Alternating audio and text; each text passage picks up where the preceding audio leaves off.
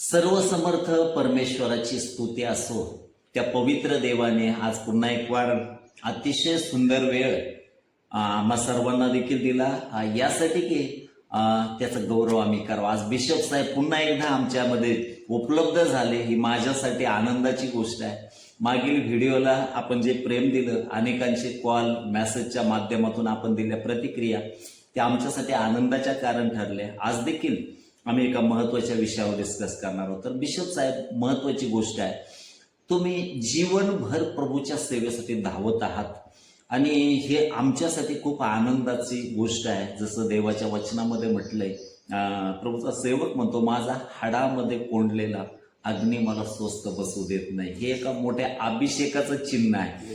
देवाने ज्या प्रकारे तुम्हाला अगणित लोकांसाठी आशीर्वादाचं कारण केलं, अगणित लोकांना प्रभूने आरोग्य दिलं, आत्मिक आरोग्यही दिलं, अनेक जण बंधनातून मुक्त झाले आणि संपूर्ण आमच्या राष्ट्रामध्ये अगणित लोक तुम्हाला ओळखतात. ही देवाची मोठी कृपा आहे. तर विशेष करून तुम्हाला या सुवार्तेबद्दल तुमचं पाचारण आणि सेवा, सुवार्थ तुमचा आवडीचा विषय, त्याबद्दल काय सांगाल? देवाच्या लोकांना मला हे सांगायचं आहे, मी आज का उभा आहे, मला कोणी उभा केलं, कोणत्या मंडळीने, कोणत्या चर्चनी, कोणत्या बिशपनी, माझ्या प्रभूने मला निवडलं आणि मला सेवा दिली. तर लक्षात ठेवा, पहिला मुद्दा माझा हा आहे की मी ही सेवा कशा प्रकारे चालू केली. मला कोणी सांगितलं नाही, मी कधी बायबल असत नव्हतं, पण जेव्हा पवित्र शास्त्र मी हातामध्ये घेतलं आणि देवात पोहोचण्याला वाचायला सुरुवात केली. हेच का ते पुस्तक 37 अध्याय आणि 7 वचन आहे, हे मानवपुत्र आहे, मी तुला इस्रायल घराचा पारागीर निवडला आहे. माझ्या वतीने माझं वचन त्यांना जाऊन सांग, त्यांच्या अपराधांना विदित कर. मला सांगितलं जाऊन सांग, कारण पापी मारावे मला संतोष नाही, तर पापीने मागे करा ही देवाची इच्छा आहे. जर तू माझं वचन सांगितलं नाही, त्यांचे अपराध विदित केले नाही, त्यांचे दोष त्यांना दाखवले नाही आणि पापी जर मरण पावला त्याला रक्ताचा मी तुला विचारलं नाही, सांगून त्याने ऐकलं नाही, ते आधारावर मरतील. ओके, या वचनाद्वारे मी सेवा चालू केली. आणि इस्रायल लोक कोण हा सिद्धांत आहे. इस्रायल लोक, इस्रायल राष्ट्र आहे. मला एक पटवून द्यायचं आहे, ज्यांनी प्रभूशिवाय स्वीकारलं, त्यांनी खरा पश्चाताप केला, पाप घेतलं, पापाची कबुली दिली आणि त्या पाप क्षमा झाली, रक्तामध्ये त्यांना इस्रायल लोकांचा अधिकार, निसर्ग मुलांचा अधिकार मिळाला आहे. आणि म्हणून देवाच्या लोकांना मी जाहीररित्या, जे आज 54 वर्ष या महाराष्ट्रात, महाराष्ट्राच्या बाहेर, MP, UP, गुजरात अनेक ठिकाणी मी जाहीररित्या सांगतो, आपण सर्वजण देवाचे लेकर आहोत. प्रत्येक मानवजात देवाचं लेकर. का बरं? पवित्र शास्त्रामध्ये पुरावा आहे, पोरचं फळ ही देवाची देणगी आणि धन आहे. पोरचं फळ आपल्या वटीमध्ये कोणी दिलं? आईच्या उदरामध्ये कोण घडतं? हा सिद्धांत आहे. आम्ही सर्वजण देवाचे लेकर आहोत. बिशप साहेब, जे पाचारण तुम्हाला, जे तुम्ही संदर्भ दिला की परमेश्वरानं तुमची नेमणूक केली, खरोखर ही नेमणूक ज्यावेळेस परमेश्वर करतो, तो विशेष करून आम्हाला अभिषेक पुरवतो. त्याद्वारे शुभवर्तमान कार्यामध्ये, सेवा कार्यामध्ये तो आमचा सामर्थ्याने उपयोग करतो. आम्ही डोळ्याने पाहिले, कानाने ऐकत आहोत, अगणित साक्ष आहेत की निंबळक गाव परमेश्वराने कशा रीतीने तुमच्या माध्यमातून एक आशीर्वादाचं कारण बनवलं. तर त्या सेवेबद्दल काय सांगाल? किती लोक येत होते, कशा प्रकारे प्रभूने काम केलं? देवाच्या लोकांना असे वचन मला मिळालं आणि मी त्या दिवसापासून नंतर मी काही दिवसांनी मला वचन दुसरं मिळालं, जा आणि सर्व सृष्टीला स्वार सांगा, राष्ट्राला शिष्य करा, मेल्या सुटाने फुकट मिळा, फुकट द्या. या वचनाद्वारे मी स्वार्थाला सुरुवात केली. देवाच्या प्रिय लोकांना जे वचन मला दिलं होतं, जाऊन त्यांचे पाप त्यांना विदित कर, त्यांचं पाप त्यांना दाखव, त्यांची चुका त्यांना दाखव, हे सांगितल्यानंतर असं काय चमत्कार घडला गेला देवा शब्दामध्ये हा सिद्धांत आहे. आणि सर्वात मेन म्हणजे मी आता बिशप आहे, पण मी सांगतो, मी स्वार्थी म्हणून सेवा केली, पालक म्हणून सेवा केली. आता बिशप म्हणून 6 वर्ष मी सेवा करत आहे. याचा रिझन नाही, मला बिशपचा अभिमान नाही, पालकाचा अभिमान नाही, मला अभिमान आहे ख्रिस्ताच्या वधस्तंभाचा. कारण का? त्या वधस्तंभाचं कारण आहे पापक्षमा आहे, शांती आहे, रोगमुक्ती आणि सर्वप्राप्ती आहे. जो कोणी वधस्तंभाखाली जातो, खरा पश्चाताप करतो, आपलं पाप पदरी घेतो, तो शरीर पापाची कबुली देतो. बायबल सांगतो, जो कोणी आपलं पाप पदरी घेतो, मी पापी आहे, येशू माझ्या बापासून मरण पावला, मेला, पुन्हा उठला, तो युगाने जिवंत आहे, तो मुखाने कबूल करतो. हा तो जिवंत आहे असं म्हटलं तर त्याला देवाचा पुत्र आणि कन्याचा अधिकार मिळाला. मला 72 सालामध्ये ही संधी मिळाली. मी देवाला कबूल केलं, पापपत्र घेतलं, 13 घंटे रडलो, पश्चाताप केला, पापाची क्षमा झाली आणि मला देवाचा मनोभावांचा अधिकार मिळाला. म्हणून मी आज 40 उभा राहून सत्य लोकांना पटवत आहे. ज्याला काळ आहे का पश्चाताप महत्व आहे. हे पहा, आम्ही पाहतो, मला क्षमा करा प्रियानो, आज सध्या फार कठीण परिस्थिती आहे, कारण आपल्या हा जे गोंधळ चाललाय हा नवीन नाही. मी त्याविषयी फार स्ट्रिक्ट आहे. काही गोष्टी घडतील, येशूने केलं भविष्य पूर्ण होत आहे. माझ्या नामातून निंदा होईल, छळ होईल, तुम्हाला वेळ म्हणतील, धरतील, मारतील, जीव मारतील म्हटलंय. पण ह्या गोष्टी जर घडत नाही तर देव लागायला. पण माझा प्रभू असण्याचा पक्का आहे. शब्द बोलताना शब्द पूर्ण करतो. म्हणून देवाच्या लोकांनी जे आम्ही ख्रिस्ती म्हणून जीवन देतो, घाबरू नका. कारण फार महत्वाचा मुद्दा आहे. आम्ही जर प्रभूला जीवन दिलंय, पापाची क्षमा झाली, आम्हाला शांती मिळाली, तर आम्ही मेल्यानंतर आमचं जीवन मरण दोन आहे. एक शारीरिक मरण प्रत्येकाला आहे, आत्मिक मरण दोन मरण आहे. ज्यांनी प्रभू विश्वास ठेवलाय, पश्चाताप केलाय, पापाची क्षमा झाली, लक्षात ठेवा ते दुसऱ्या मरणातून वाचलेलं आहे. पहिलं मरण प्रत्येकाला आहे, कारण आपण आदमाने पाप केलं आणि पापातून मरण आले. बरोबर, पहिलं मरण शारीरिक मरण. दुसरं आत्मिक मरण आहे. ज्याने पाप क्षमा झाली त्याला सार्वखाली जीवन आहे. आणि दुसरी गोष्ट, पाप क्षमा झाली, विश्वास ठेवलेला आहे, पण जर कृती नसेल, आज्ञा पाळत नसेल, त्याला स्वर्गात जागा नाही. लक्षात ठेवा. मी चालू बोलतो, देवाचं वचन मला शिकवत आहे, मला सांगत आहे. म्हणून प्रियानो, आम्ही जर वचन दिलं, आम्ही प्रार्थना केली, पश्चाताप केला, पापाची क्षमा झाली. पण एक वचन फार मार्मिक आहे, शिष्यानाविषयी बोललेलं आहे. योहान 14:15 मध्ये म्हटलं आहे, कोण माझ्यावर प्रेम करतं? जो माझ्या आज्ञा पाळतो तो माझ्यावर प्रेम करतो. महत्वाचा मुद्दा आहे आज्ञापालन. जर मी ख्रिस्ती देवाचं लेकरू आहे तर आज्ञापालन, जर आज्ञापालन केलं नाही तर आशीर्वाद नाही आणि सगळ्यात पण जागा नाही, हे मी लिहून देतो. म्हणजे खूप महत्वाची गोष्ट आहे. बाकीच्या जरी काही कृती केल्या, परंतु जर आज्ञापालन नाही, देवाचं वचनाला स्थान जीवनात असणं खूप महत्वाचा संदेश बिशप साहेब तुम्ही दिला की. आणि विशेष करून तुम्ही ज्याच्यावर भर देऊन बोलताय, पश्चाताप आज खूप गरजेचा आहे. आज आपण पाहतो सुवार्तेचं स्वरूप थोडंसं बदललं गेलंय. आणि जास्त करून पहिली सुवार्ता जर आपण पाहिली, जसं योहानाने गाजवली, त्याच प्रकारे आपण पाहतो जसं पेत्राने गाजवली, पौलाने गाजवली, प्रभू येशूने गाजवली, त्याच्यामध्ये पाप दाखवणं हा मुद्दा कंटिन्यू असायचा. परंतु आत्ताची जी सुवार्ता आहे, जिचं स्वरूप बिघडलं, प्रेषित पौल देखील मंडळांना लिहिलेल्या पत्रामध्ये लिहितो की सुवार्तेचं स्वरूप बदललं.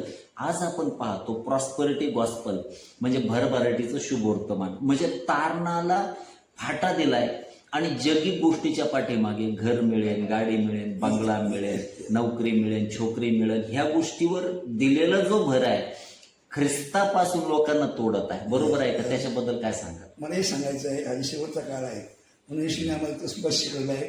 मग त्याची मध्ये म्हटलं, कोणावर विश्वास ठेवू नका. लक्षात ठेवा, कोणावर विश्वास ठेवू नका. कारण लक्षात ठेवा, आज खोटे संदेश कुठले आहेत, कुठले आहेत. आणि मग काय, पैसे आम्ही तुमचं बाहेर चप्पल नव्हती अंगात कापड, ही माझी परिस्थिती होती. मला हे पटवून द्यायचं प्यानो. पण जेव्हाच मला ख्रिस्त सापडला, ख्रिस्त भेटला आणि मी त्या ख्रिस्ताला हृदयामध्ये स्थान दिलं आहे. लक्षात ठेवा, देव राहतो. देव कोण आहे? मला हे दावा करायचा आहे. देव आत्मा आहे, शरीर देवाचं मंदिर आहे, अंतकरण देवाचं घर आहे, हे लक्षात ठेवा. आम्हाला आमचं अंतकरण शुद्ध ठेवायचं आहे. मुद्दा महत्वाचा आहे. जेव्हाच तो अंतकरण आला, माझं जीवन क्षणामध्ये बदललं. कारण देव प्रकाश आहे. जो कोणी माझ्या प्रति अंधारात चालणार, स्पष्ट म्हटलंय. शिष्याला देवानी आम्हाला वचन दिलंय, तुम्हाला शिष्य आहात ना. लक्षात, पहिली गोष्ट, तुम्ही माझी आज्ञा पाळतो, तुम्हाला शिष्यवंत अधिकार मिळालाय. लक्षात ठेवा. दुसरी गोष्ट महत्वाची की शिष्यवंदन असं म्हटलं येशूने, तुम्ही जगाचा प्रकाश आहात, मी पण जगाचा प्रकाश आहे. जो कोणी माझ्या प्रकाशात चालतो तो अंधारात चालणार नाही. त्याचप्रमाणे येशूने शिष्याला म्हटलंय, तुम्ही जगाचा प्रकाश आहात. तुमचा प्रकाश असा पडला की तुमच्या चालण्याने, बोलण्याने, राहण्याने देवाचं गौरव व्हावं. देवाच्या लोकांना परिवर्तन, मी एक स्पष्ट बोलतो, कोणी असू द्या, पालक असू द्या, बिशप असू द्या, जर परिवर्तन नाही स्वागत होत आहे. एका क्षणामध्ये जेव्हा प्रभू हृदयामध्ये स्थान दिलं, खरा पश्चाताप केला, रडलो आणि काय केलं करून क्षणामध्ये माझं जीवन बदललं. सर्व घाणल्या गोष्टी गेल्या, दारू गेली, जुगार गेली, सत्ता गेला, मटका, सर्व घाणल्या गोष्टी गेल्या. आज 54 वर्ष मी त्याला घेऊन गेलं. तो माझ्यामध्ये आहे, माझ्यामध्ये हृदय बरोबर नाही, त्यांनी आपलं वचन पण दिलं आहे, विवेक तुमच्या बरोबर आहे. बरोबर, लक्षात ठेवा. प्रयत्न सत्य आहे, पण जर येशू हृदयामध्ये आहे तर माझा दावा तो प्रकाश आहे. प्रकाशनाला मला होत नाही. कारण माझी मी तुम्हाला सगळ्यात साक्षी सांगतो, जेव्हाच माझं परिवर्तन झालं 23 डिसेंबरला प्रभूला जीवन येशू हृदयामध्ये आला आणि क्षणामध्ये, म्हणजे एका दिवसामध्ये माझं लाईफ बदललं. दारू गेली, सर्व घाणल्या गोष्टी गेल्या. लक्षात ठेवा, आत्मा हा प्रकाश आहे. बरोबर आहे. आत्मा, देव आत्मा प्रकाश आहे. देव मंदिरात राहत नाही, देव क्रुसामध्ये राहत नाही. कोणाला शिकलो, मला प्रभूने शिकवलं. जेव्हा मी उभा राहतो, एक वचन माझ्याकडे आलं तर मला माहिती माझ्या हाती बायबल नाहीये, पण माझा दावा आहे, जेव्हा उभा राहतो 3-3 घंटे उभा राहून प्रभूचं गौरव. कारण का हा मुद्दा आहे, ते वचन हृदयामध्ये आहे, येशू हृदयामध्ये आहे ना. कारण असं म्हटलंय, देवा तू न बोलतो मला बोलू दे. हो. माझ्यावर एक साक्षी आहे, मला दिलेलं एका पाकाने बोलवलं, म्हणजे बिशपने हो. बोललं या म्हणून. आता गेलो मी, तर मला हिंदी येत नाही, हिंदी अभ्यास नाही, आणि 7 वर्ष मोठे त्यांचे, हो त्यांनी मला दीक्षा दिली बिशपची. हो म्हटलं ये, माझी पत्नी मी गेलो, आणि पहिल्या दिवशी त्यांचे तू न बोलतो मला बोलू दे, देव साक्षी आहे. Praise the Lord. 3-4 दिवस त्या प्रत्येक चर्चमध्ये हिंदीमध्ये सेवा केलं. Praise the Lord. म्हणजे मला हा मुद्दा सांगायचा, देव आत्मा आहे ना, त्या आत्म्याला कोणती गोष्ट नाही अशी नाही. Amen, amen. मुद्दा हा. देवासाठी कुठली गोष्ट अशक्य नाही. नक्कीच. तर हा मुद्दा आहे, देव आत्मा आहे, शरीर देवाचं मंदिर आहे, अंतकरण देवाचं देवघर आहे. मला मुद्दा सांगायचा आहे, शरीर देवाचं मंदिर, शरीर देव आत्मा कुठं राहतो, बायबल अंतकरण राहतो. देवाचं शरीर देवाचं मंदिर आहे, हे आम्हाला शुद्ध ठेवायचं, हा सिद्धांत आहे. आणि मी देवाचे उपकार मानतो. माझा एक्सपिरियन्स असेल, वैयक्तिक अनुभव, माझ्या अनुभवातून मी वाढलोय. मला कोणी शिकवलं नाही, कोणी मला शिकवायला आलं नाही. आणि मग मला हे पडून द्यायचं आहे प्रिय देवाच्या लोकांना, कारण देव जर आत्मा आहे, तो प्रयोग करतो, सर्व गोष्टी शिकवतो, पापाला विजय देतो.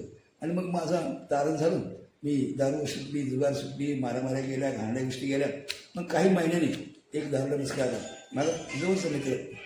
हो आणि म्हणे तानाजी, आज तू बरेच होटीवर आला नाहीस, गाड्यावर आला नाहीस, चल दारू प्यायला. मी पाचून तू पाच.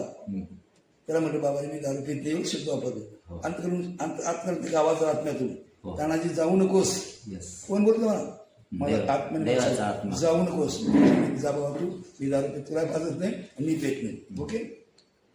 दुसरं परत जुगार खेळणार आला, कारण मी जुगारीमध्ये 7-7 बसून जायचं, 7-7 दिवस गावामध्ये माझं रेकॉर्ड होतं, मोठ्या माणसं बसायचं. देवाच्या लोकांना मोठ्या मला माझा नाही. आणि मग तू जुगारी म्हणला, बघ तानाजी आज 8 दिवस जाऊ आपण, मी तुला 10,000 रुपये देतो.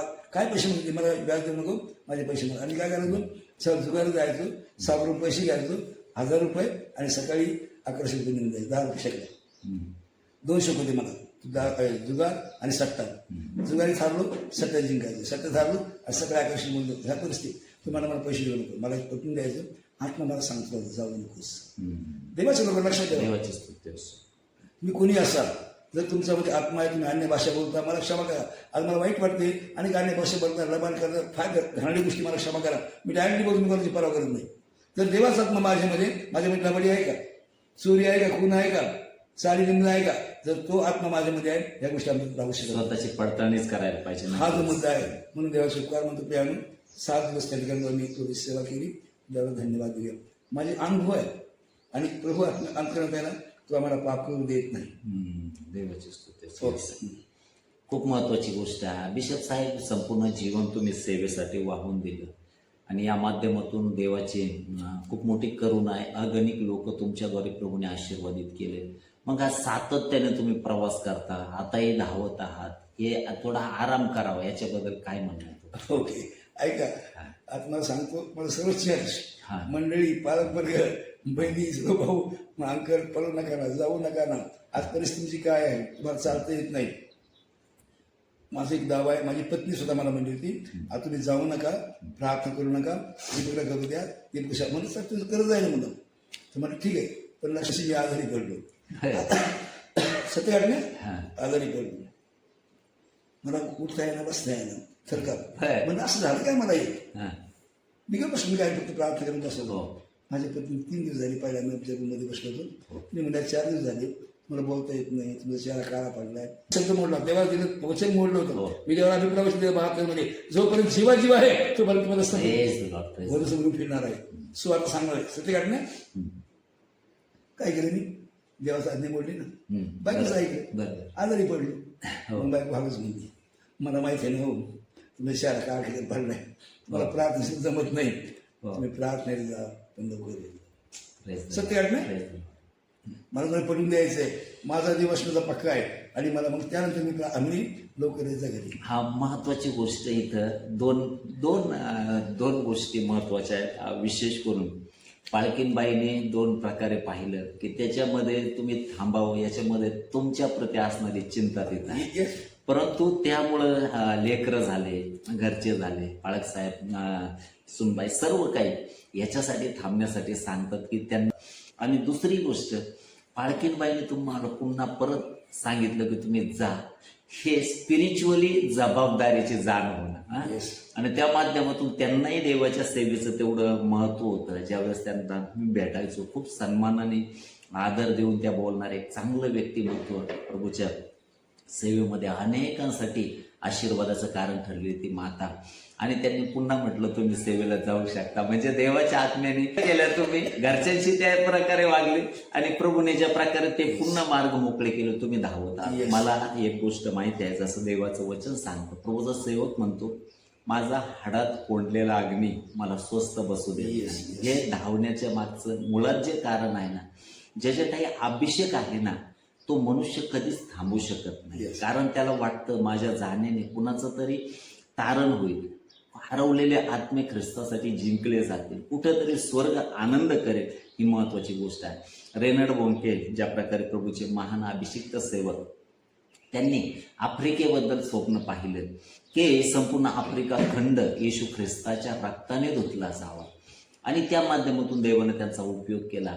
तुमच्या सेवा कार्यामध्ये देखील आम्ही पाहतो, अगणित लोकांसाठी तुमचं सेवा कार्य प्रभूने आशीर्वादाचं कारण केलं आणि आज देखील करत आहे. मग एवढ्या सामर्थ्याने देवबापाने तुम्हाला चालवलं, याच्यामध्ये आत्मा कसा तुम्हाला लीड करायचा, कसा मार्गदर्शन करायचा, काय सांगा त्याच्यामध्ये? लक्षात ठेवा, आत्मा जर आपल्यामध्ये आहे, आता उदाहरण मी तुला सांगतो, मी या ठिकाणी आज का आलो, कारण लक्षात ठेवा, आम्ही मागच्या वेळेस मी माझा व्हिडिओ काढलाय आणि त्यांना प्रॉमिस केलं होतं की मी प्रत्येक आठवडी या आपण एक व्हिडिओ तयार करू.